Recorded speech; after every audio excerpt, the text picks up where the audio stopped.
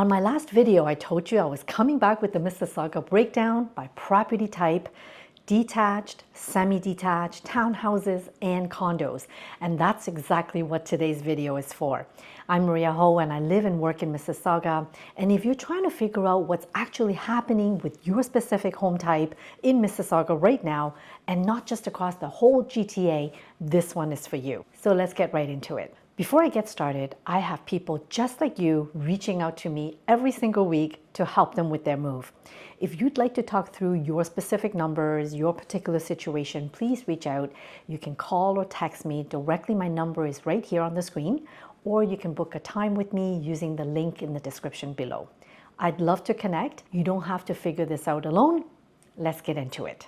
Let's do the numbers together so you feel confident either way. Across all property types, Mississauga had 500 home sales in July, with 1,300 new listings and 2,500 active listings sitting on the market. The overall average selling price was $899,000. Homes were selling at 97% of asking price and averaging 32 days on the market.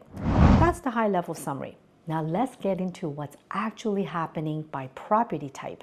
I'm going to walk you through the numbers for detached, semis, freehold townhouse, condo towns, and condo apartments. Starting with detached because it's still the category most of my upsizing families are watching closely. We had 184 detached homes sold in Mississauga in July, average price 1.25. Compared to June's price was 1.48. That's down about 15% month over month. Now, I want to be very clear with you on this one, not just throw this scary number at you. With only 184 detached home sales, that average gets pulled around by whichever homes actually sold that month. So the month of June likely had a heavier mix of higher end houses like Lorne Park, or luxury parts of Erin Mills or Clarkson, or swimming pool houses. And then July's mixed leaned more moderate types of houses. So this doesn't mean that detached values fell 15% in 1 month. No, it's the mix of what type of detached houses sold that actually brings the average price. Here's the number I actually want you to consider. Detached homes are sitting at about 5 months of inventory in Mississauga, or put it another way, roughly 1 out of every 5 detached listings sold in the month of July. Homes are still selling at 96% of asking. The average is 28 days on the market with 945 active listings to choose from. That's a market with real activity. That's not stalling out. If you're a family finally ready to move from a condo or a townhouse into a detached home with a yard and a finished basement, this is still very much a market where that move is very doable for you. You just need someone pricing your purchase and your sale against the actual comparables and not the headline average prices. Semi-detached, there were 69 home sales in July. Average price was $890,000. That's down just 2% from June price. Basically, it's flat. And that stability is the story here. This is where the supply story gets interesting. Semis are sitting at just 3 months of inventory. It has a tighter supply than almost every other property type in Mississauga.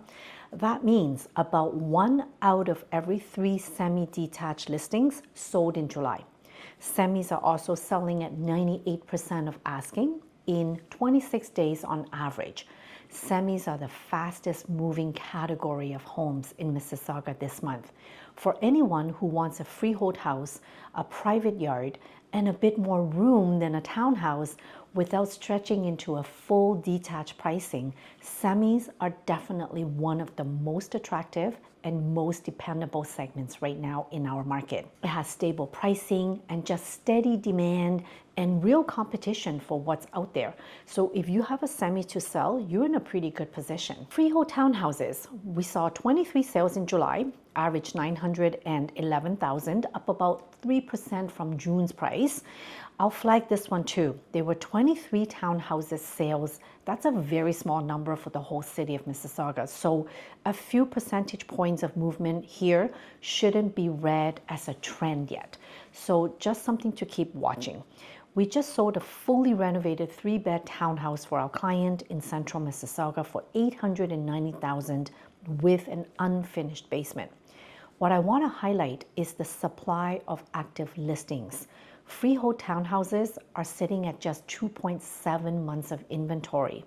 It's the tightest supply of any listing type in Mississauga right now. And Freehold Townhomes averaged 911,000, which is actually higher than Semi-Detached this month. That tells you that buyers are paying a real premium for freehold with no condo fees and full ownership of the land, especially in pockets like Churchill Meadows, East Credit, and Hurontario, which are very central premium neighborhoods. And with supply this tight, the ones that do come up, they don't sit long. They sell very quickly. Condo townhouses with 95 sales averaging 712,000, down 2% from June's price. Now, condo townhouses, on the other hand, tells a bit of a different story on supply. 4.2 months of inventory and about 23% of active listings sold in July. That's almost 1 out of every 4 listings selling in a single month, which is a healthy pace. This is a segment that I would like for a specific kind of buyer. Someone who wants more square footage, more space, maybe a small yard, finished basement instead of a high-rise condo, without paying $200,000 premium for a freehold townhouse or a semi-detached type of pricing. This is a very great category of house for family. Right now, there are 226 new listings that came on the market in July, and we have about just over 400 active listings, and homes are selling in about 30 days. It's steady, it's not dramatic, which in this market is exactly what a lot of buyers are looking for. And condo apartments, we saw 124 sales averaging 511,000. That's down just over 2% from June.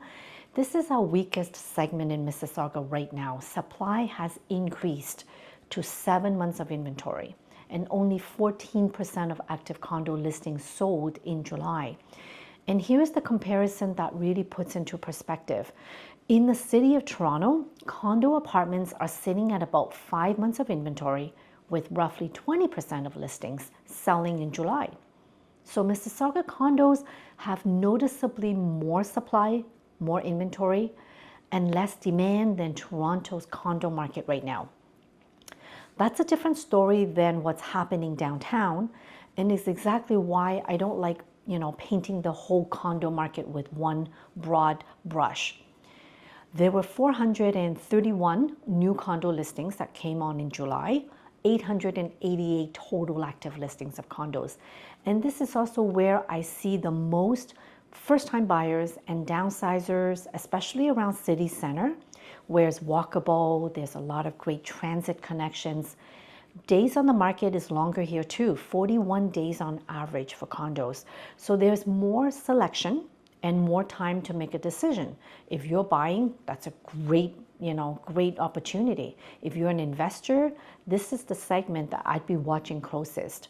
Price is soft, inventory is up, and that combination is usually where good deals and good opportunities show up. So if I had to sum up the month of July across all 5 housing categories, nothing in Mississauga is falling off a cliff, but it's also not one market anymore. It's 5 different conversations depending on what you own or what you're looking to buy.